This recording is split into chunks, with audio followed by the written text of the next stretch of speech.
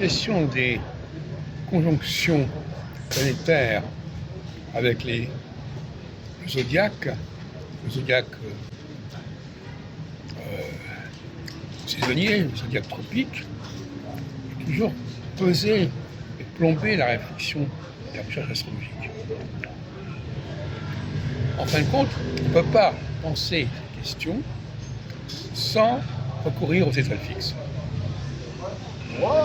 Mais il s'agit là d'un procédé qui dépend des êtres humains de la société. La société doit déterminer à chaque instant, à chaque année, à quelle étoile fixe correspond notamment le passage de Saturne sur les 8 points de sa course, les 4 points équinoxiaux et solsticiaux, et les autres 4 points qui sont à la moitié de cela. Pour que ça puisse se calculer assez facilement. Donc, ce qu'il fallait, c'était déterminer quelles étaient les étoiles fixes correspondant aux équinoxes et aux solstices. C'est ce qui a permis d'ailleurs de prendre conscience de la précision des équinoxes.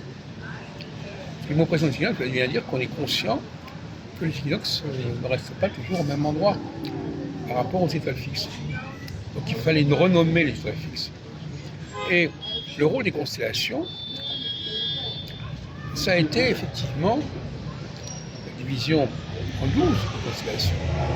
Ça a été effectivement de permettre de relier Saturne avec les étoiles fixes en sachant exactement à quel moment les choses se passaient.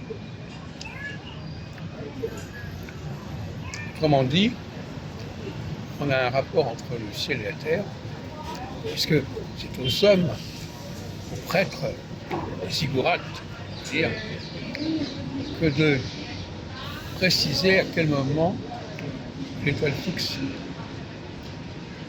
correspondant aux équinoxes ou aux solstices, correspondant à un axe équinoxial sera transité par Saturne. C'était là leur travail. Ça voulait dire que l'humanité ne pouvait pas rester les bras croisés. On lui demandait de s'ajuster et de requalifier les étoiles.